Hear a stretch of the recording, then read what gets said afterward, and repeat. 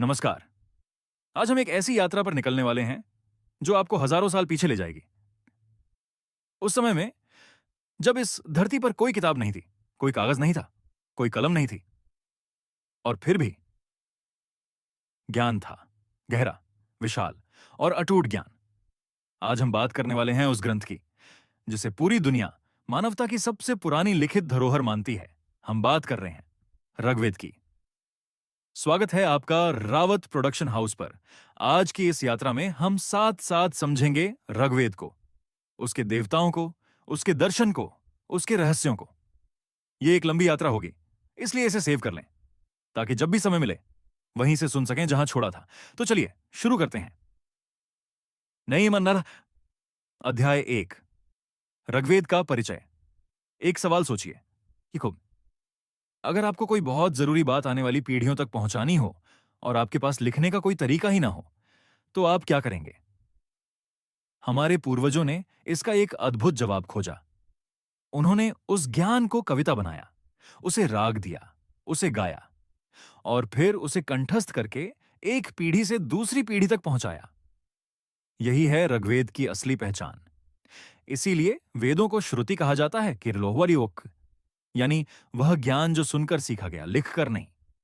ऋग्वेद संस्कृत के दो शब्दों से बना है, अरक यानी स्तुति और वेद यानी ज्ञान। तो ऋग्वेद का सीधा अर्थ है स्तुतियों का ज्ञान। भाषाविद और इतिहासकारों का मानना है कि इसकी रचना लगभग 3,500 साल पहले हुई। उस समय जब दुनिया की अधिकतर सभ्यताएं अपने शैशव में थीं, तब भारत की भूमि पर यह विशाल ज्ञान संग्रह पहले से मौजूद था। इस ग्रंथ को 10 भागों में बांटा गया है, जिन्हें मंडल कहते हैं। इन 10 मंडलों में कुल 1028 सूक्त हैं और उनमें मिलाकर लगभग 10,600 मंत्र। ऋग्वेद सिर्फ पूजा पाठ की किताब नहीं है, यह उस समय के समाज का एक जीवंत दस्तावेज है। इसमें हमें पता चलता है कि उस दौर के लोग कैसे सोचते थे, कैसे जीते थे, किससे डरते थे, किससे उम्मीद रखते थे। उनके लिए नदी सिर्फ पानी नहीं थी, वह एक देवी थी। सूरज की पहली किरण सिर्फ रोशनी नहीं थी, वह एक देवता का आगमन था। और आग सिर्फ लपटें नहीं थी, वह एक पवित्र दूत था जो उनकी प्रार्थनाएं देवताओं तक पहुंचाता था। ऋग्वेद हमें कोई बना बनाया जवाब नहीं देता, यह हमें सवाल पूछना सिखाता है। और शायद यही इसकी सबसे बड़ी ताकत है। अध्याय 2, ऋग्वेद के प्रमुख देवता। जब हम देवता शब्द सुनते हैं, मन में एक तस्वीर बनती है, मुकुट पहने, सिंहासन पर बैठे, किसी भव्य मंदिर में विराजमान। लेकिन ऋग्वेद के देवता इससे बिल्कुल अलग थे। वे मंदिरों में कैद नहीं थे, वे खुले आसमान के नीचे थे, नदियों के किनारों पर, पहाड़ों की चोटियों पर, हर घर के चूल्हे में। वे प्रकृति की जीवंत शक्तियां थे। वैदिक ऋषियों ने हर प्राकृतिक घटना में एक दिव्य चेतना देखी और उसे नाम दिया, एक व्यक्तित्व दिया, एक कहानी दी। सबसे पहले बात करते हैं इंद्र की। ऋग्वेद में सबसे अधिक सूक्त, लगभग 250, सिर्फ इंद्र की स्तुति में है। यह अकेला आंकड़ा बता देता है कि इंद्र वैदिक लोगों के लिए कितने महत्वपूर्ण थे। इंद्र बादलों और बिजली के देवता थे, देवताओं के राजा, एक महायोद्धा। उनकी सबसे प्रसिद्ध गाथा है वृत्रवध की। वृत्र एक विशाल राक्षस था, एक अजगर जैसा, जिसने संसार की सारी नदियों का पानी रोक लिया था। चारों तरफ सूखा था, अकाल था, जीवन खतरे में था। तब इंद्र ने अपने शक्तिशाली हथियार वज्र से वृत्र पर प्रहार किया, उसे परास्त किया और नदियां फिर से बह निकलीं। धरती पर हरियाली लौट आई। लेकिन यह सिर्फ एक युद्ध की कहानी नहीं है। वृत्र का अर्थ है बाधा, रुकावट।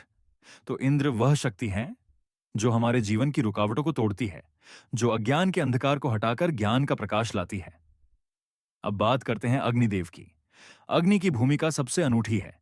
वे स्वर्ग और पृथ्वी के बीच का सेतु हैं, देवताओं का मुख। जब कोई यज्ञ में आहुति देता है तो अग्नि ही उसे देवताओं तक पहुंचाते हैं।